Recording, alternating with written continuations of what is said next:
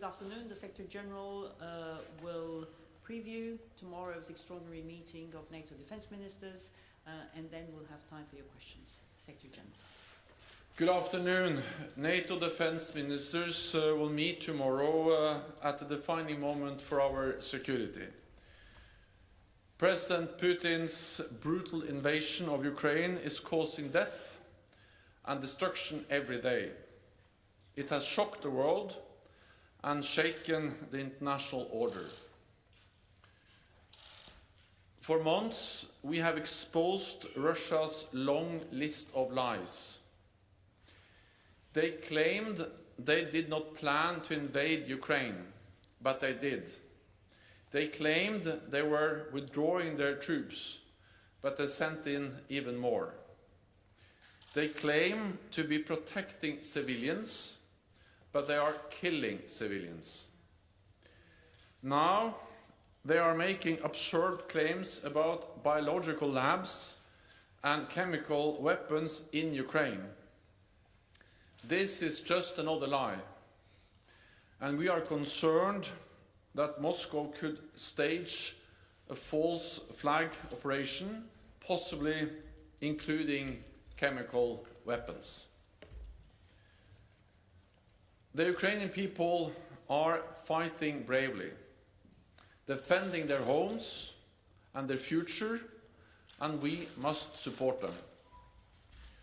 Tomorrow we will be joined by the Ukrainian Defense Minister Alexei Reznikov and our other partners Georgia, Finland, Sweden and the European Union.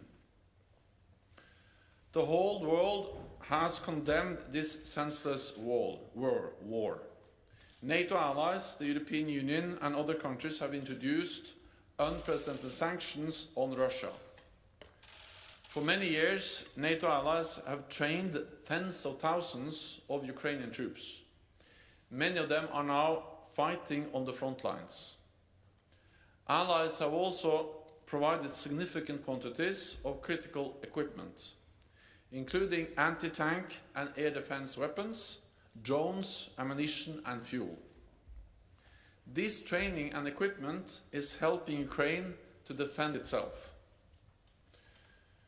Ukraine has a fundamental right to self-defense enshrined in the UN Charter, and NATO allies and partners will continue to help Ukraine uphold that right by providing military equipment and financial and humanitarian assistance. NATO's core task is to protect and defend all allies. We have responded to this crisis quickly, activating our defense plans, raising our readiness, and deploying the NATO response force for the first time for collective defense. There are now hundreds of thousands of forces on heightened alert across the alliance. 100,000 US troops in Europe, and around 40,000 troops under direct NATO command, mostly in the eastern part of the alliance. Backed by major air and naval power, as well as air defenses. The US is currently deploying Patriot batteries to Poland, and Germany and the Netherlands are also deploying Patriots to Slovakia. All of this sends an unmistakable message. An attack on one ally will be met with a decisive response from the whole alliance. Russia's invasion of Ukraine and its military integration in Belarus creates a new security reality on the European continent. So we need to reset NATO's military posture for this new reality. Tomorrow, ministers will start an important discussion on concrete measures to reinforce our security for the longer term in all domains. On land, this could include substantially more forces in the eastern part of the alliance at higher readiness and with more pre-positioned equipment. We will also consider major increases to our air and naval deployments, strengthening our integrated air and missile defense, reinforcing our cyber defenses, and holding more and larger exercises. I expect we will task NATO's military commanders to develop options for our Madrid summit in June. Major reinforcements of our defense will require major increases in investment. I welcome that Germany and other allies have already announced they are stepping up. And I encourage all allies to spend a minimum of 2% of GDP on defense. We must do more, so we must also invest more to protect peace and freedom and uphold our values at this critical time. And with that, I'm ready to take your questions. Okay, we'll start with CNN. Thank you. I'm wondering whether you can say whether the NATO alliance has seen evidence that China has been providing Russia with any kind of assistance that would help it on the battlefield, whether that's military equipment or MREs, food for troops, anything of that kind. And also with regard to the situation that we saw earlier this week with Russia targeting a military base very close to Poland's border, I'm wondering what you can say about the kind of red lines and whether there would be any kind of consequences if a missile, for example, were accidentally to enter NATO territory or on purpose. Thank you. So NATO's core responsibility, our main responsibility, is to protect and defend all NATO allies, 1 billion people in 30 different countries, and to ensure that we also do that now in a more dangerous security situation in Europe caused by the invasion of Ukraine by Russia. We have increased the presence in the eastern part of the alliance, we have increased the readiness of our troops, and we are deploying more capabilities, especially to the eastern part of the alliance. So an attack on one ally will trigger the response from the whole alliance, and we are there to protect and defend every inch of NATO allied territory. When we see more military activities, when we see actually fighting going on close to NATO borders, there is always a risk for incidents and accidents. And therefore we have to make every effort to prevent such incidents and accidents, and if they happen, to make sure that they don't spiral out of control and create really dangerous situations. We are very closely monitoring the airspace and the border areas around NATO, and our military commanders also have the lines to their Russian commanders to help to prevent incidents and accidents, and also prevent them from spiraling out of control if they happen. On China, so China should join the rest of the world, condemning strongly the brutal invasion of Ukraine by Russia. And any support to Russia, military support, any other type of support, will actually help Russia conduct a brutal war against an independent sovereign nation, Ukraine, and help them to continue to wage war which is causing death, suffering, and an enormous amount of destruction. So China has an obligation as a member of the UN Security Council to actually support and uphold international law, and the Russian invasion of Ukraine is a blatant violation of international law. So we call on Russia to clearly condemn the invasion and of course not support Russia, and we are closely monitoring any signs of support from China to Russia. We'll go to the National News Agency of Ukraine, over there. Dmitry Shkurko, National News Agency of Ukraine. Secretary General, NATO have a glorious story of supporting some countries and preventing bloodshed, for example, like it happened in Sarajevo, in Kosovo, and so on. What is the threshold for NATO when the Russian killings will overcome that threshold to NATO for direct involvement? And short follow-up because of that, if you follow the Russian rhetorics, they are not going to stop purely in Ukraine. So that the question is, isn't it the right time for NATO to intervene, to defeat and to break the Putin's military machine while it's stick in Ukraine, while waiting when the Russian bombs will be falling to the European capitals? Thank you. NATO allies have supported Ukraine for many years, and especially since Russia invaded Ukraine for the first time back in 2014. And NATO allies like the United Kingdom, the United States, Canada have also helped to train tens of thousands of Ukrainian forces, special operation forces and other troops. And they are now bravely fighting and resisting the invading Russian forces. And I think this support over many years have proven extremely important in strengthening the Ukrainian armed forces, and the Ukrainian armed forces are much bigger, much stronger, much better equipped, much better trained now than in 2014, and I'm glad that NATO allies have helped to achieve that with the training and with the equipment. Then of course it's first and foremost the courage of the Ukrainian armed forces and the Ukrainian people and the Ukrainian political leadership that has actually enabled them to fight back, to slow down, to resist the brutal invasion conducted by the Russian Federation and which is the responsibility of President Putin. And it is President Putin who is responsible for this war.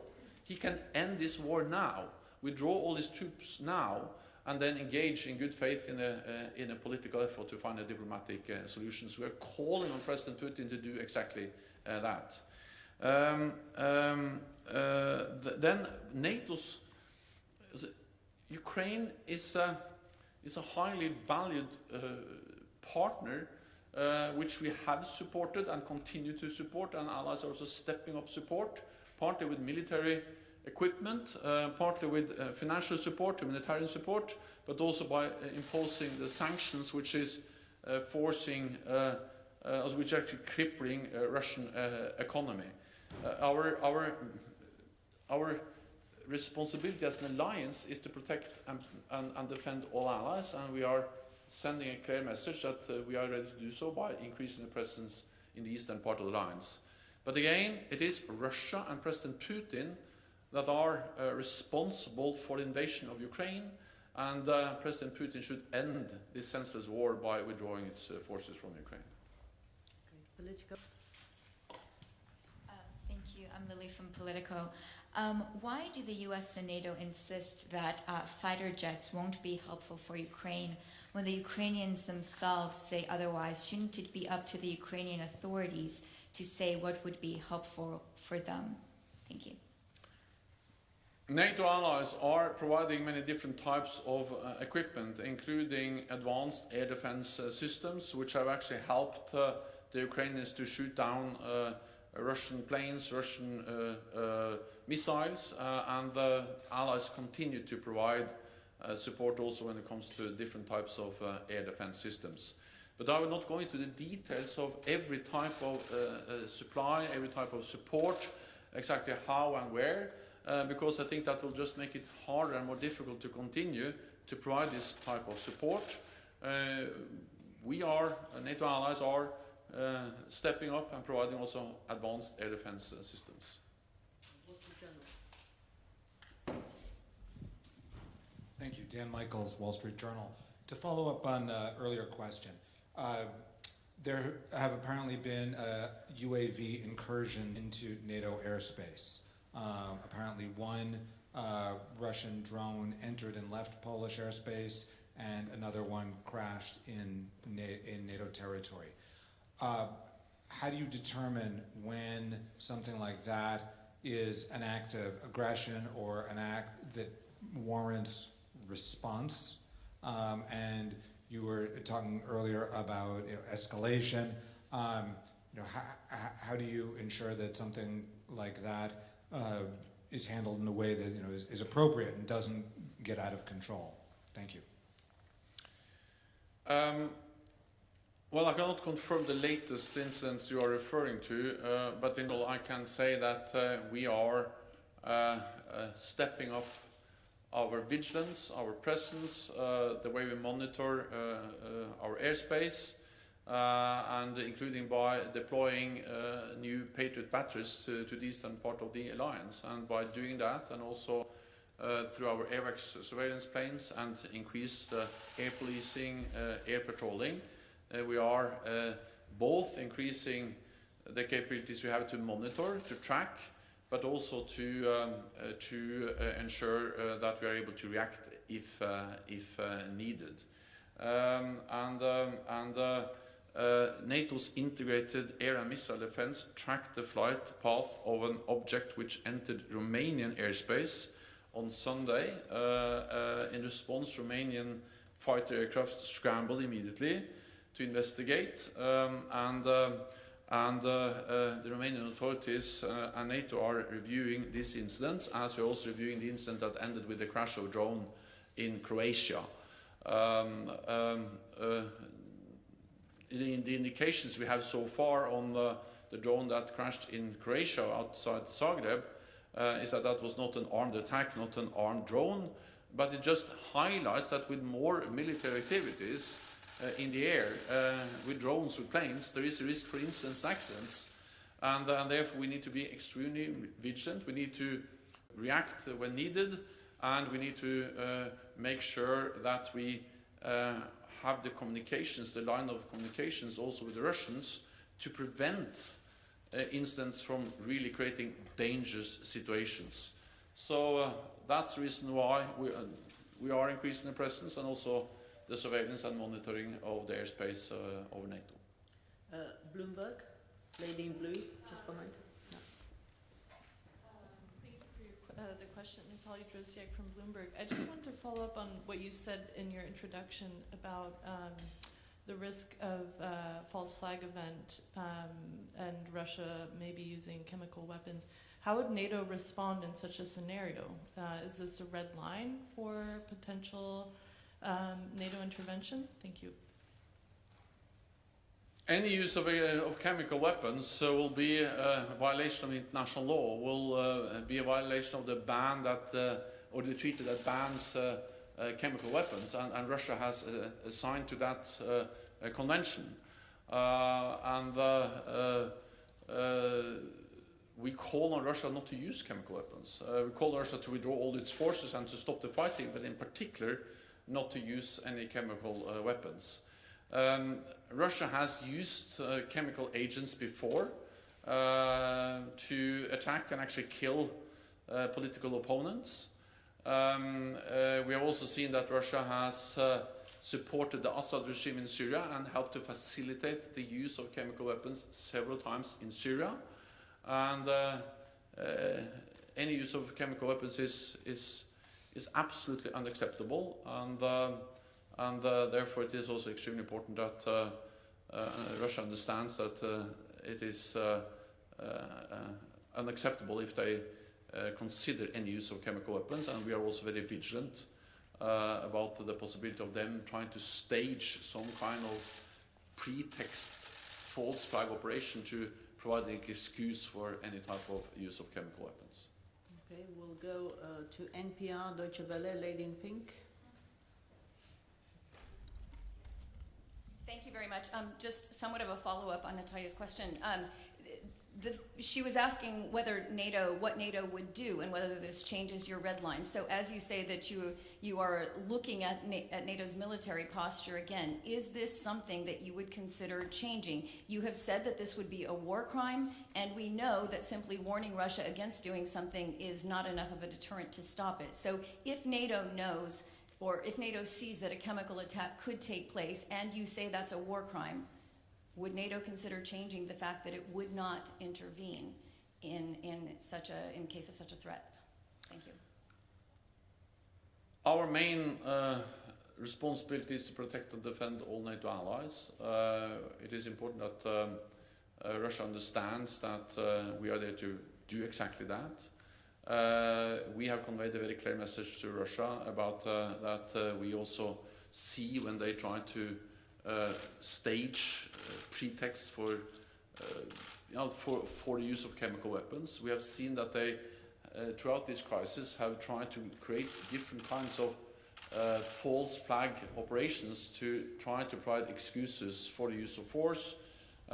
We saw that in the lead up to the intervention, and now we have seen them accusing Ukraine and also NATO allies developing chemical weapons. And that's an absolute lie, and therefore it also makes us a bit concerned about the possibility that they are actually planning to do that. The President of the United States and other allies also made it very clear that if they use chemical weapons, there will be a high price to pay. But I will not speculate about any military response from the NATO side, except for saying very clearly that NATO's main responsibility is to make sure that we defend and protect all allies. DPA, gentleman in white, just behind, yeah. No, just, no, okay. Frankfurt Allgemeine Zeitung.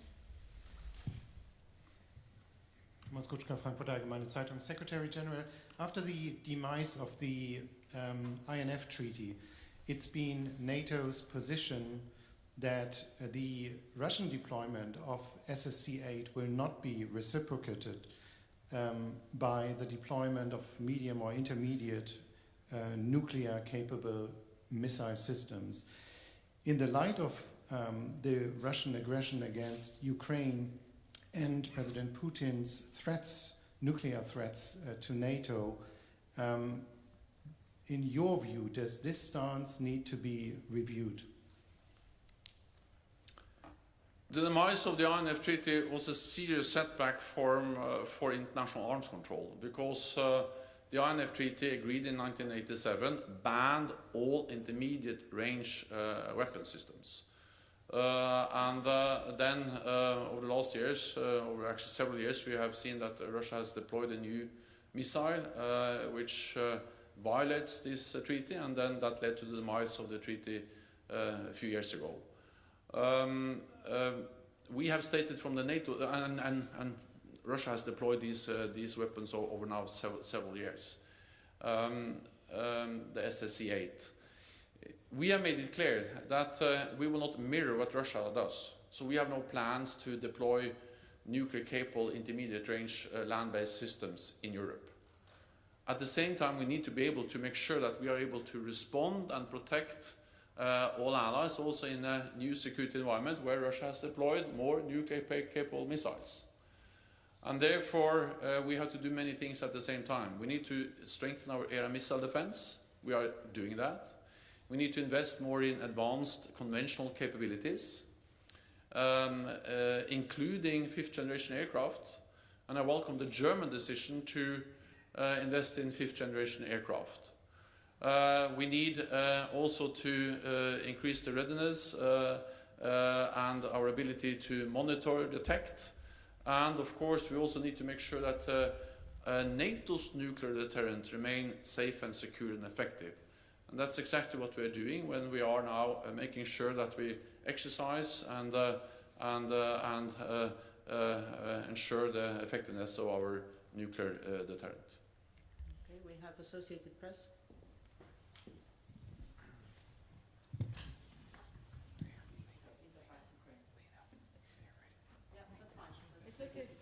Hi, Mark from Associated Press. Mr. Secretary General, what do you know about the 3 European leaders visiting Ukraine today? NATO allies and the European leaders have had extensive contacts with Ukraine and the political leadership in Ukraine, including with President Zelensky throughout the whole crisis, and also to lead up to the crisis.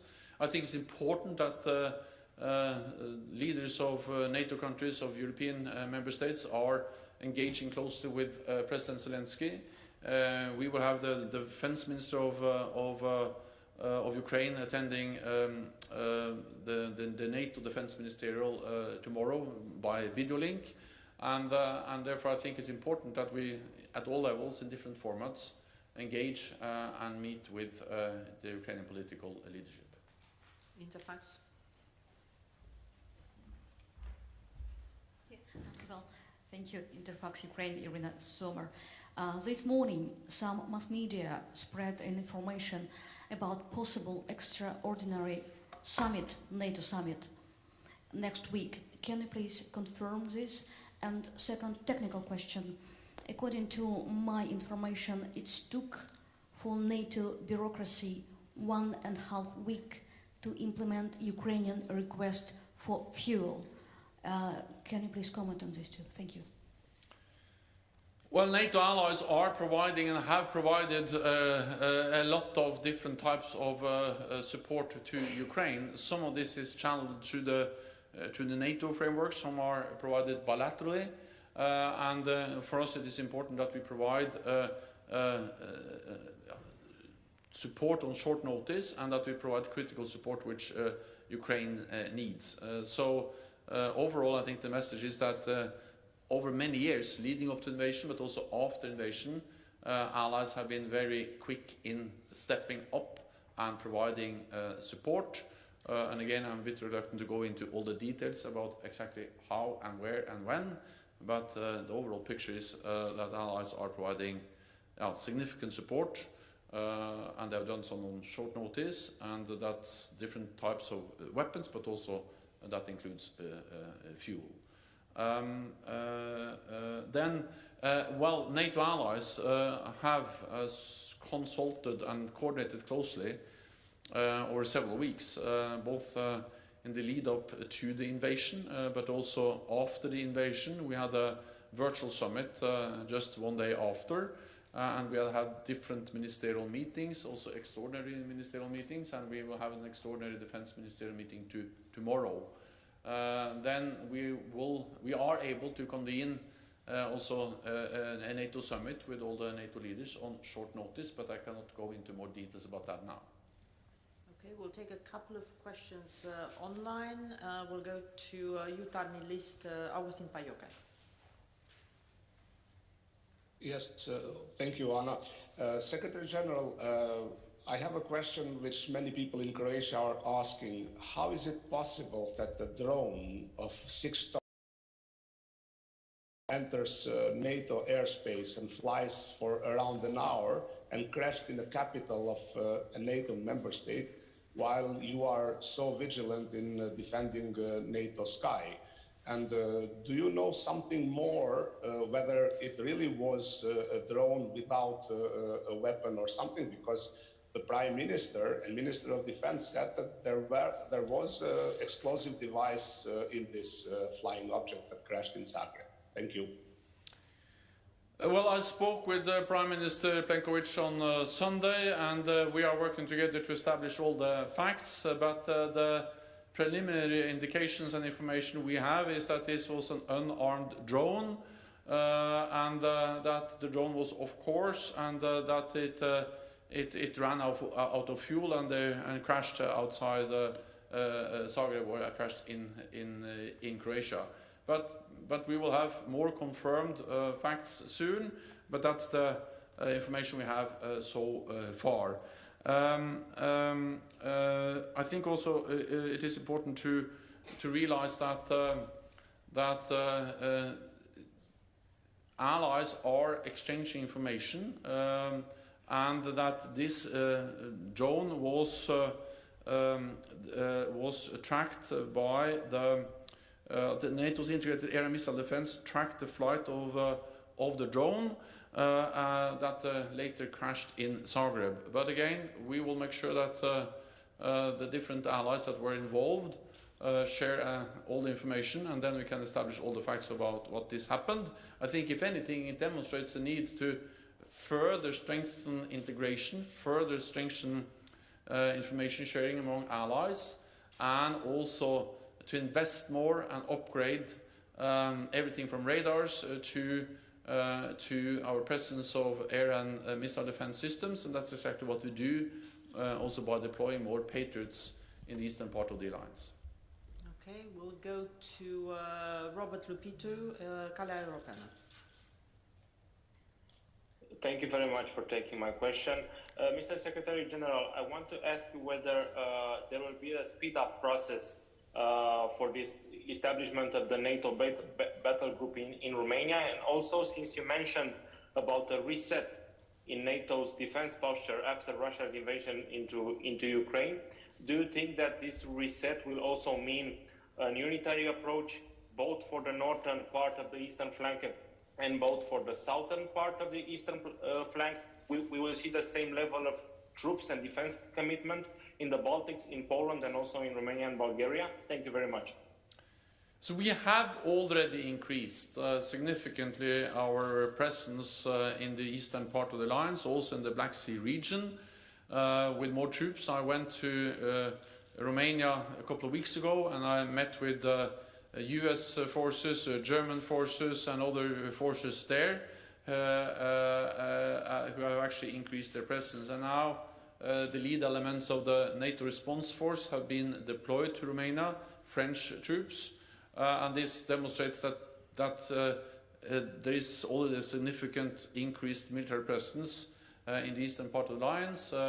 We speak about 40,000 forces on high readiness and the direct NATO command. Then we have the national forces. We have also bilateral arrangements. So in total, this is a quite significant presence both in Romania and the southeast of the alliance, but also in the Baltic region. This is our immediate response.